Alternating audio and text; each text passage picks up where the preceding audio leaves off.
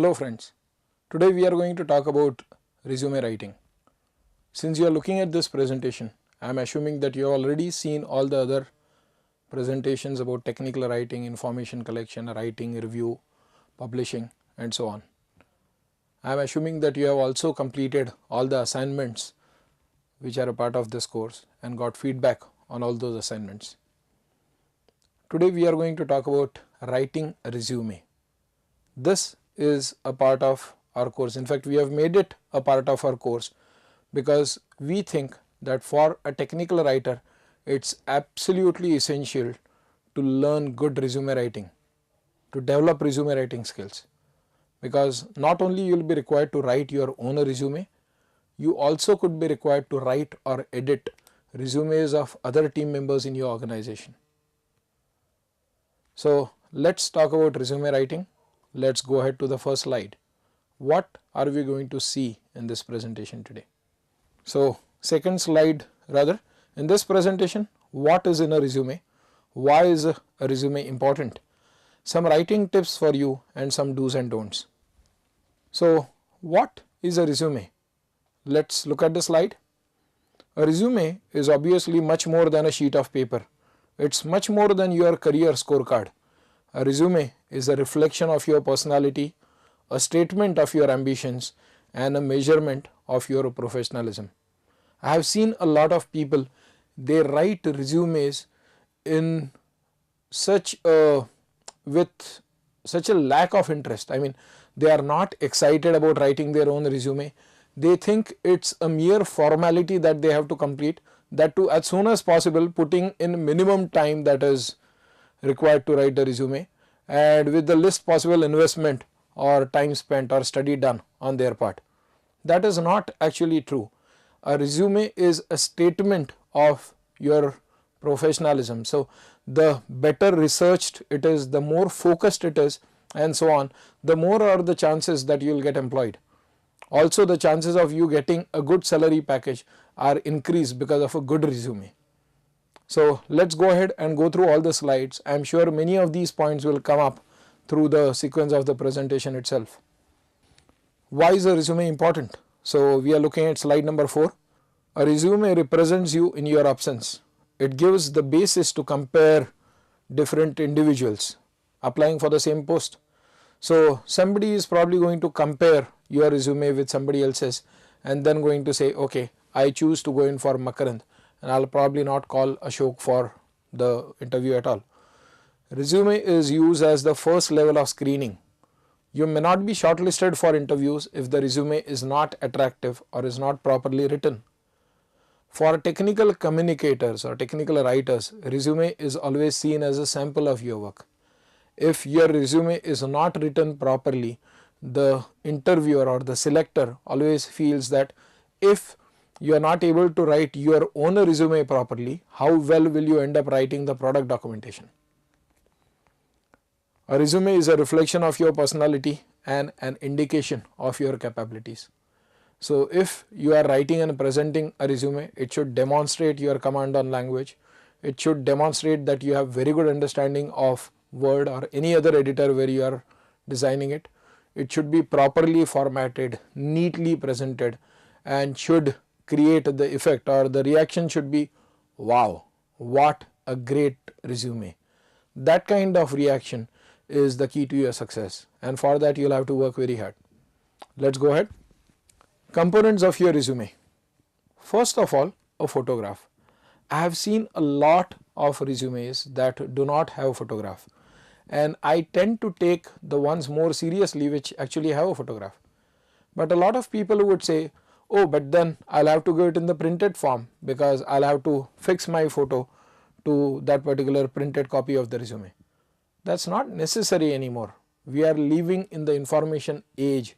We have a lot of gadgets like scanners available. In fact, you can take a photo on a digital camera and you can directly insert it in the Word document or whatever editor you are using. That photo can directly be inserted. So when you generate a PDF to be distributed, the photograph automatically gets embedded. Or if somebody prints it, the photograph is also printed. So try and include a good looking photograph. Don't just include any photograph that you have. Don't include a photograph that was there on your school leaving certificate or maybe college identity card or something like that. It should look exactly the way you look today. So it should be most recent and should be taken very professionally. So should have the right kind of background, should clearly demonstrate the features on your face and so on. Many times the face speaks much more than the entire written text. Just by looking at somebody's photograph, you can make out whether this person is hardworking, matured and so on and so forth. All of us keep on doing it. Even if we are traveling in a bus or a train, we keep on watching the crowd and then we tend to form our opinions. So a good photograph can speak volumes about your personality. Make sure you include one. Include your name, obviously. Include a career summary. Include contact information, a career objective. What is that you want to achieve? Make sure that the career objective is carefully drafted. You may even have to spend something like half an hour or 1 hour writing the career objective, writing many of them, then zeroing down on one, editing it and making it succinct, making it concise and most effective. A lot of times I have seen career objectives being pasted from websites and it has nothing to do with the person's ambitions. So they make generic statements like getting an opportunity in a growth oriented organization where I can contribute to the organization's business. Now what is the post that you are applying for? I would rather go in for a career objective like I want to be a senior technical writer and a team manager in next 5 years and one of the most successful technical writers that India has produced in next 30 years. That is something more interesting. I always find it more appealing to me. I always think that a person who has got that clarity of thought will probably do a much better justice to the job that my company is about to give him or her. Include educational qualification, start with the highest degree and don't go down to the lowest possible degree unless your rating over there is very good. So I wouldn't suggest giving scores of SSC exam or HSC exam and so on unless the company has explicitly asked for it. Mention your experience. Once again, start with the latest project. So what is that you are working on right now? In the experience section, you may want to mention names of projects, or if you are not able to disclose that, at least explain the nature of projects. So say documentation of engineering equipment, something like that. Mention what the responsibilities were, mention the time period in which you did it and so on. Mention about your skills. Now within this you should mention about your computer literacy. If you are applying for a post of technical writers, you should clearly state which editors you know. So you can say, okay, I can work with Word, I can work with Dreamweaver, I can work with FrameMaker. You can say I can work with Adobe Illustrator, Adobe Photoshop, Adobe RoboHelp. You can mention that I can work with Snagit, Fullshot and so on and so forth. Mention all that over there. If possible, you can also write your level of expertise. So you can say Word expert user, FrameMaker confident user, or I have used it only for 2 projects, something like that. Something whereby I can judge your skills of a particular tools, related to a particular tool. And rest assured, I am probably going to ask you questions about what you have written in your resume. You may want to mention your positives and negatives. Number of times people ask me question, why should I mention my negative? Doesn't it really create a negative impression? Well, I am actually having a different opinion than most others in this regard. I always feel that knowing your negatives makes you portray a much more matured image in front of somebody else.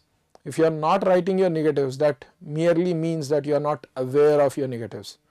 Everybody will have a positive and negative. Even I have a lot of negatives. Now whether I know them or not is the question. I definitely cannot make a statement that there are no negatives in my personality.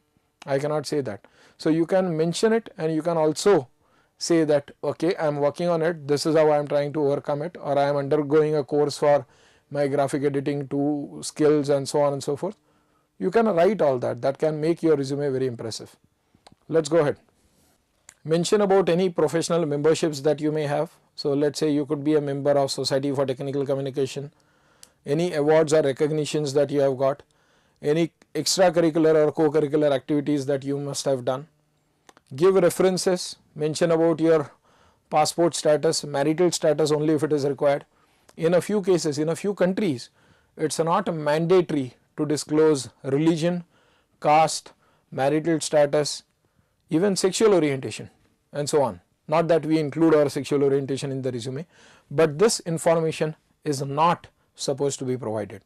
So you take a call whether you want to disclose it, but think about it at least. You may want to include some information about your family and accompany your resume with a very elaborate portfolio or samples of what you have worked on. Your interviewer is probably going through them, is going to go through them, rate them, notice something important about your work and shortlist you on the basis of those samples. Let's go ahead. Now let's look at some of the information which is not to be included in your resume. Some of that we already discussed, which is caste, religion, height, weight, names of parents, guardian, spouse, children, and references that cannot be checked. You can definitely mention height and weight if they are going to play a significant role in your selection. As far as I know, technical writers are not selected based on their height and weight. Maybe the models are selected, and in any case, if you are applying for modeling, I guess you probably would not be taking this training. So I don't think as a technical writer you need to include that information. That can better be excluded. References that cannot be checked. Here I have to tell you a story. Now there was an applicant, I can say, who applied for a job in Technowrites, and you know whose reference he had given? Dr. APJ Abdul Kalam, the President of India. And I called him and I said, how am I supposed to check this reference? Because he is not accessible to a person like me. Am I supposed to make a phone call and say, can I talk to the president because I want to check the reference of so and so? So I had to request him for another reference. Don't be in a hurry to give a reference. It's all right if you give references after they are requested. You can take your time, 1 or 2 days to give the references. Anyway, reference is not the first criteria and definitely not the last criteria for your selection. So if everything else is fine, then only they will go for references. So it's all right to say that I'll give references on a request depending on what kind of reference is required and the point of time that you ask for it. So you can skip that. Do not give references of people that cannot be checked. Let's go ahead. Some tips for writing a good resume. So let's focus our attention on slide number 8. Use the language properly, get it reviewed and incorporate corrections. As a technical writer, you are quite used to reviews, language reviews and things like that. So make sure you get it reviewed from somebody and make all the obvious corrections. Format it properly. Highlight, underline, highlight or underline important points or whatever information you think is more important, put it higher up in the resume. Restrict your resume length to 2 pages. Don't write a resume which is like 10 pages. If required, you can always give more information on the request. And this is where I say that your skills as a technical writer will be put to test. How much simple can you keep it in spite of the fact that you have got a lot of experience?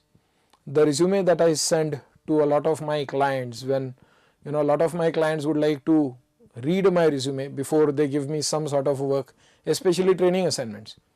So my training related resume is restricted only to 2 pages. And if the client wants, we give them more information about the specific questions that they have asked. I don't send a 15 or 20 page resume, which I certainly can, but I don't, because I don't think anybody will read it. So put the most important information on the first page and all the nice to know, also useful kind of information on the second page. As I have mentioned earlier, it is all right, it is fine to give references on a request. Some more tips: provide links to any samples or articles online. So let's say some of your articles have been published on some portal, maybe Rediff has published it, or maybe you have got your own blog. You should give link to that, because there is every chance that a writing manager would read your sample or would like to read your article as a sample of your work. So provide links. Avoid the use of humor in a resume. This is a serious document. You can still use it if you are 100% or I would say 1000% sure that it will not be misinterpreted. Remember, humor always has a serious side to it, and it depends on from what point of view you are looking at it. So something that is looking very humoristic from one point of view, from the other point it could be telling a sad story. So if you are not sure about it, don't use it. My advice to you is stay away from humor when it comes to resume. Yes, it's alright to use it in general speech, that too when you confide on the other person and the other person confides in you. After reading your resume, the reader should say, wow, I mean that is the reaction for which you should be writing a resume. If after looking at your resume the reaction is, okay, one more resume, then there is something seriously wrong in it and you should reconsider rewriting the whole thing. Make sure that you can explain and back up every statement that you have made in your resume. A lot of cases have been noted very recently where people have given either incomplete information or incorrect information, or in a few cases completely fake information. People have given fake references, they have included fake experiences in their resume and so on. An interesting story was shared by one of my friend. He is a technical writing project manager in a leading organization in Bangalore. He was interviewing one person, and in her resume she claimed to have worked on a particular project for a particular organization.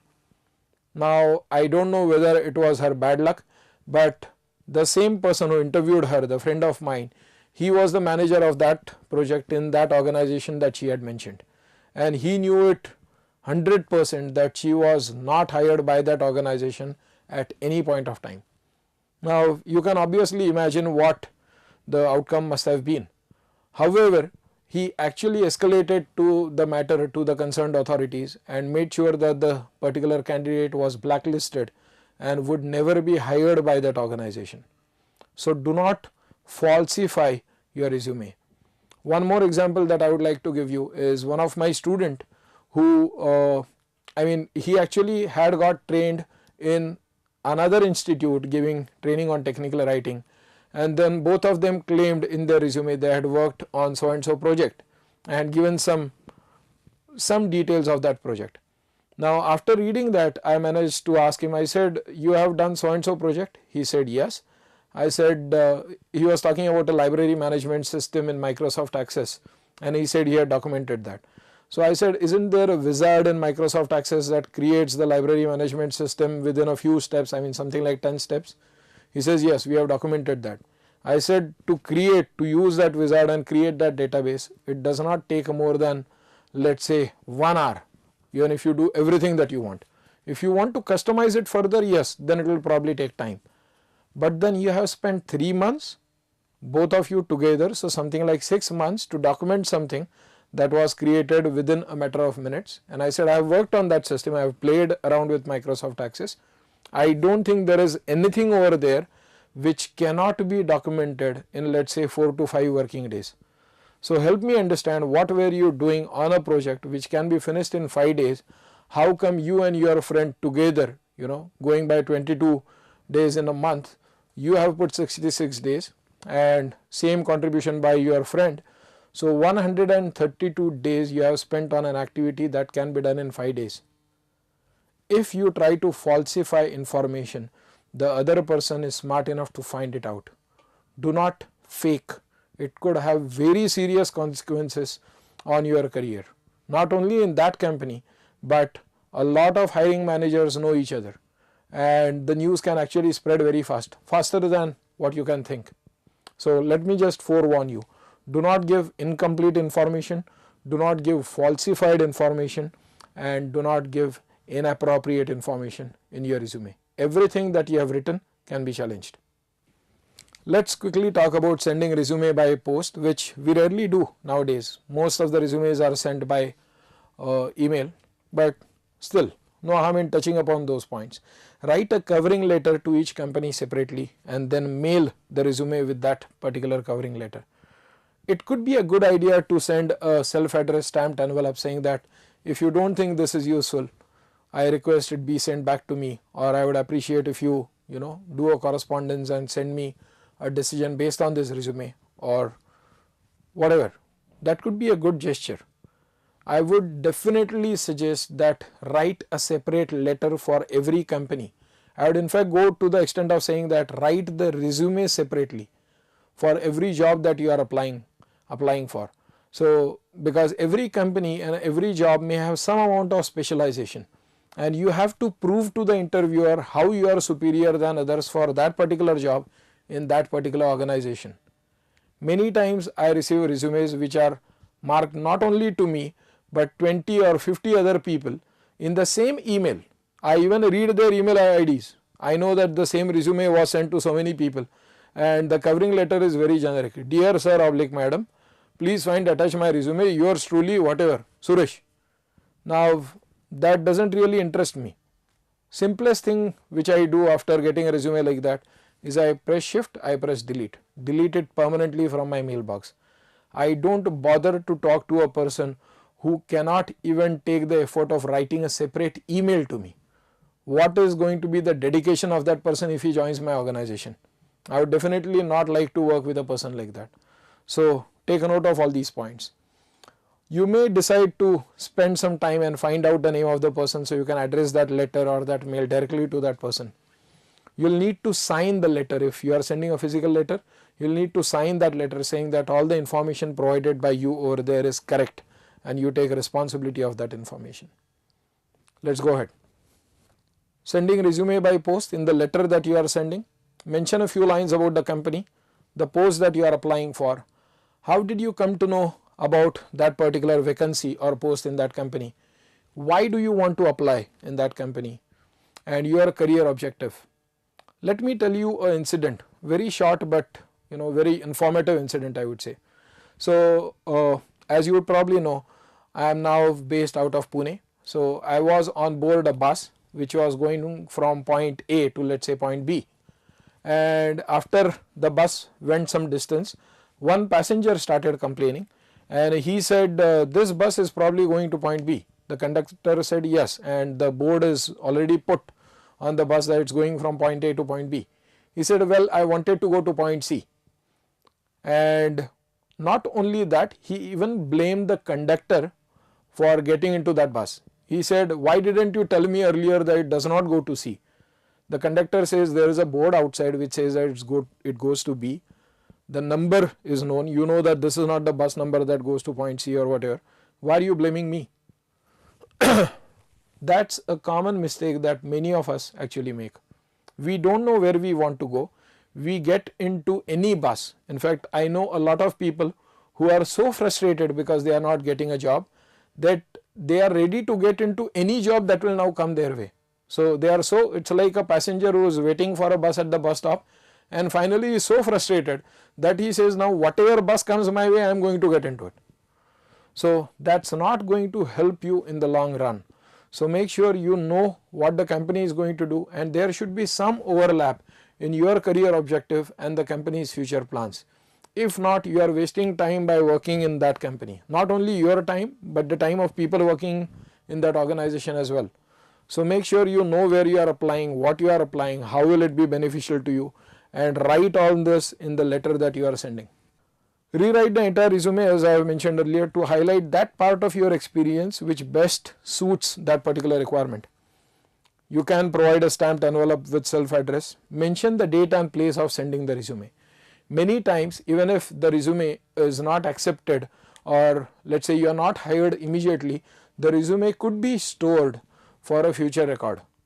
So when that happens, then that date and place is important. A lot of companies have a policy of revisiting their resume database after 6 months. So there, if they say, okay, I think this person by now must have got about 3 years experience, so now I can talk to this person on whether he or she is interested in joining my organization. So then this date and place is very important. Let's go ahead. Sending the resume by email. Now almost all the points that we discussed earlier apply here. Send the email to each company separately, mention about the company, post, and so on and so forth. Rewrite the entire resume. Give a meaningful name to your resume file. When we advertise in newspapers, half of the resumes that I receive have the file name resume.doc. I have even received resume files with names as crazy as pappu.doc. Now, how do I as an interviewer or a selector come to know that Rajesh is called as Pappu in his house? I mean, how would I take out the resume of Rajesh out of the 50 resumes that I have got? So, I would probably give a more meaningful name like Makran Senior Writer, let us say April 2009 .doc, or Senior Technical Writer Makram Pandit April 2009 .doc, something like that. If let us say you receive 3 files, one file says resume latest, one file says resume revised, and one file says resume updated. Now tell me which one of them is most modern or the latest one. From the name it is very easy to get confused. That is the reason many times I actually include a date in the file name itself, or at least the month and the year. That could be a good idea for you. Let us look at some of the common mistakes. Sending generic resumes and letters, not providing sufficient information, or then providing too much of information. I have seen resumes of writers who have got, let us say, 1.5 to 2 years of experience, but their resume is like 7 pages. They are trying to make up for their experience by increasing the number of pages of their resume. That trick is not going to work. In fact, I may not even be motivated enough to read all 7 pages. So don't try to cheat the interviewer by increasing the number of pages. The interviewer is smart enough and has probably interviewed more than 100 people like you to know why it is done and who does it. Don't give a lengthy resume. Check for all the spelling, writing and formatting mistakes in your resume. Include a name and date. A lot of time people miss out on this. They miss out on checking spellings, checking the grammar, checking the date, time, place and so on and so forth. So these are the common mistakes which you should be very aware of. Now I would recommend you to look at some of the sample resumes that I have pasted in the folder. If they are not there in the folder, send me a mail. Also send me your resume to this mail ID. So my mail ID is mp@vsnl.com. So send me your resume. I'll send you the sample resumes and I'll also give you a feedback based on your own resume. With that, I come to the end of this session and I wish you good luck in your job search. All the best.